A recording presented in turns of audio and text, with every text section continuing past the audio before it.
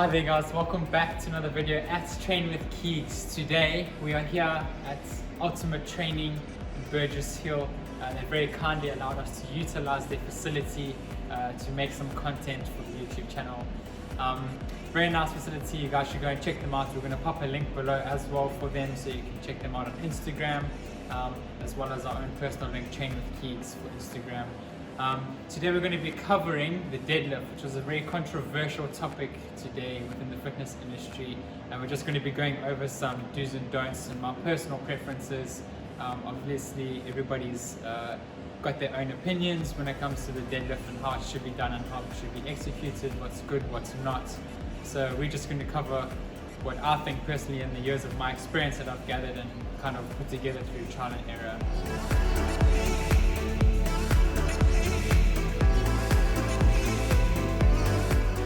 Alright guys, I'm dressed and ready to go. First things first, I wanted to note something.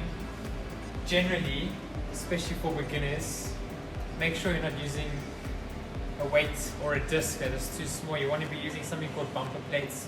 So basically, something a little bit bigger than this, okay? We would usually use something this size, even though it's 5 kgs, it's more the height that we're looking for. It just allows you to get more clearance off of the floor, especially if you're taller. You want to use something that's got a bit more distance off the floor to prevent a lot of your kyphotic tendencies.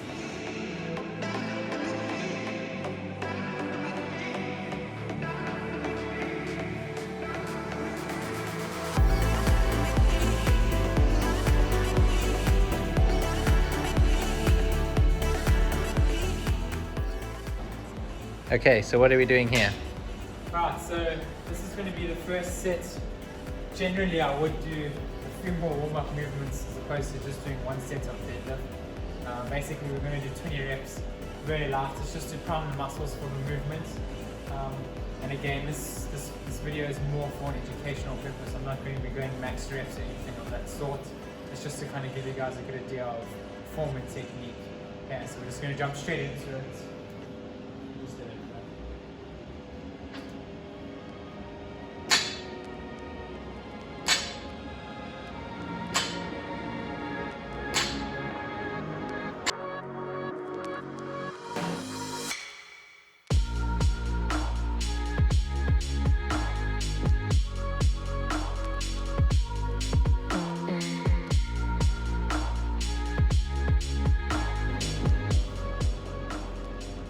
Why are you taking your shoes off?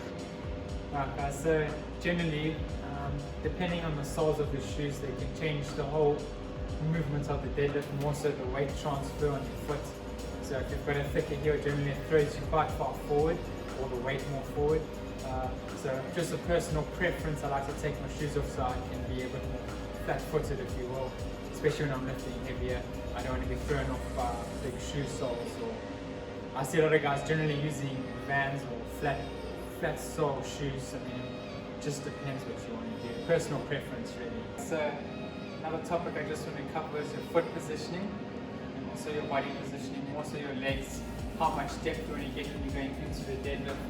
When I first started myself, I did a lot of YouTubing to actually find out where you should kind of be positioning your body, your bum, your legs, how much you need to bend the knees. I wasn't too sure, so I did a lot of research myself to try and figure that out. Again, it's one of those things, just trial and error and years and years and years of repeatedly doing it, and then you actually find where it sits naturally. And especially when it starts to get heavy, you start to change the movement up and how far you go down. So first thing I'm going to speak about is just the foot positioning. Basically, it varies from individual to individual. For me personally, I'm kind of sitting at shoulder width apart with my feet. You don't want to go too wide, otherwise we start going more into the sumo squats. Okay, that's more kind of more in the thighs. It's a little bit easier than your normal deadlift.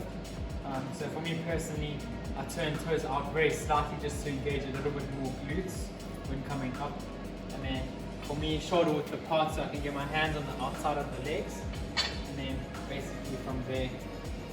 Okay, and then another thing we want to talk about also is just the positioning of legs, where you want to be. You kind of want to be almost in a bit of a squat position, but also maintaining a straight spine at the same time. That's the hardest part of this movement, is getting the initial phase right. and being able to maintain that. So from here, you can see my leg positioning, okay, angle between calf and my thigh. And from there, you push through with the glutes, okay, the bum cheeks, as opposed to pulling with the lower back. So all your power, a lot of your power is generated through the glutes. Okay, so make sure you set, legs nice and deep, and press. Okay. Another thing, just the bar. So when you think of center of gravity, if the center of gravity is away from you, and you're trying to deadlift the weight, all your gravity is in the front, you're going to be putting a lot of strain on your lower back. That's why a lot of the guys generally scrape their shins or take their shins out, because you want the bar close to you as possible. This allows you to get an easier lift and to lift heavier. So if the bar is close to your center of gravity, so is the weight. Therefore, it's a little bit easier to lift the weight. So even coming down, keep everything close to the body.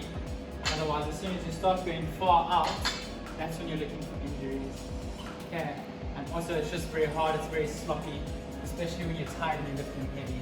So the spinal position, very important. You lift everyone around. Always keep it straight. And the powerhouse is your legs and your glutes.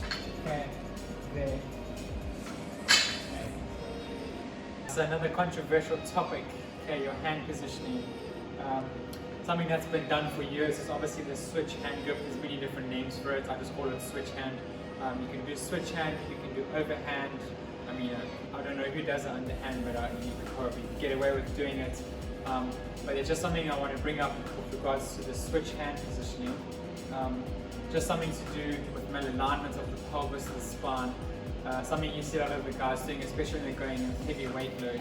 If you're not equally locking your scapula back or your lats, you run a huge risk of creating a lot of malalignment within the spine, which could potentially lead to scoliosis one day, which is in a very extreme case, depending on how much you do deadlift for years of your life.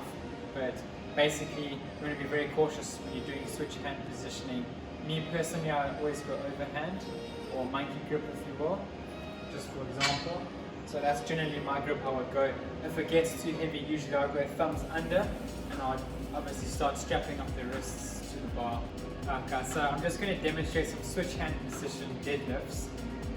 Reason why I want to do this, I just want to kind of get a feel for it. I never do switch hand on the principle of the fact that it feels very awkward for me, it feels very uncomfortable.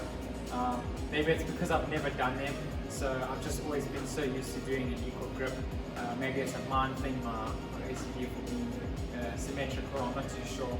But I'm going to do some demonstrations and I'll talk you guys through how it feels, just to kind of get an understanding.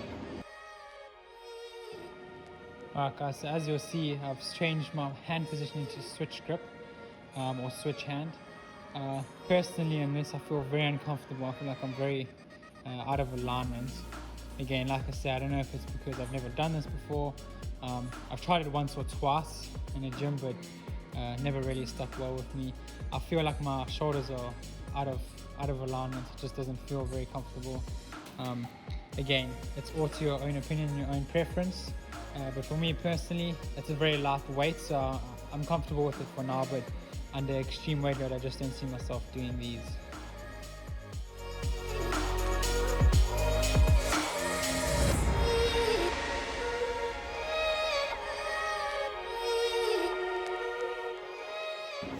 Alright guys, so what I've just put in place here is a deadlift platform. These deadlift platforms are brilliant if you're trying to get personal bests, if you're trying to go heavier. All it does is it gives you a bit more depth off of the floor. You can either use a deadlift platform. If you don't have access to that, you can either use, basically pile up a stock of weights. You can use 2 plates if you had to, just to kind of give you the depth off of the floor. Again, like I mentioned earlier in the video, if you're a taller folk or taller person, you can get away with these, and it also just prevents too much kyphotic tendency at the bottom of the movement and trying to get up. Very nice to help progress naturally, just to kind of get your body used to the strength. Alright guys, so personally, I wouldn't usually use the deadlift platform because I'm quite a short person, or medium if you will. But I usually wouldn't use a deadlift platform. I do use it myself for when I'm trying to push heavier and I'm trying to break that barrier or that plateau of being stuck at that same weight threshold. I would generally utilize the deadlift platform just to kind of get me a little boost extra. As I said, very good for naturally progressing in the strength. Next thing we're going to cover, your shoulder blade positioning. Okay, a very important aspect. Before you even start the movements, generally you want to get your shoulder blades or scapula locked into position before we execute the movement. What this does is it allows our spine to get into a neutral position as opposed to being hunchback or kyphotically rounded is what we call it. You don't want to be doing a deadlift with a kyphotic spine. It's very bad for you. If you are kyphotic already, that's only going to make it worse unless you're actually trying to consciously counteract that movement. So you need to be able to lock the shoulder blades before you go into the movement. If you're unable to do this, this is a good way to practice with very light weights, just to kind of get the technique and the movement in the shoulder blades. So you want to kind of practice that first before you even start pushing heavy weights on the deadlift. Alright guys, so another very important thing, if you look from that side angle that you're at now, you'll see my spine is at a very flat back position. Okay, so I'm not rounding, I'm not hunching. This is where you want to be before you initiate the movement. Again, like I say, otherwise you're going to be compensating, you're going to be using too much lower back, which is not what you want. You want your power to come from the glutes, and to achieve that, to get rid of the spine, you want to achieve the shoulder blade lock and execute the movement. Okay, another big controversial topic is the neck. I see a lot of guys rounding or clenching your neck. What this does in essence is basically crunches your intervertebral discs. If you're not aware what your intervertebral discs are, we're going to post a picture so you guys can get a good idea. Basically it's something you never get back once it's gone, once it's been compressed too much. The theory is that a lot of the guys, especially the heavy power lifters, when they're going into the movement, they're generally rounding the neck and then they're coming up like so. At the bottom they're looking up, and the theory is that this is activating all the muscles on the spine, which makes the movement easier, it gives you more strength. Yes, that's true, but at the same time it's at a cost or at a compromise to your joints. But the guys don't know that you don't feel the joints disintegrating or degenerating or like at the moment in time. That's more something that happens over the years. So one thing to just be wary of, you can do your research into it. Everybody, like I say, has got their own opinion. This is just my logical approach. This is what I would think if I had to see someone pushing their neck past its neutral point. Okay, the spine has got a neutral point where it shouldn't be bending past or beyond. So in my personal preference, when you're doing your deadlift, neutral spine from head to sacrum. Okay, not down, not up. You just want to be neutral with your spine. Your neck should always move with your spine. So even when you're at the top of the movement, you shouldn't be looking down and you shouldn't be looking up. Okay, at least to a certain extent. That's extreme, that's acceptable.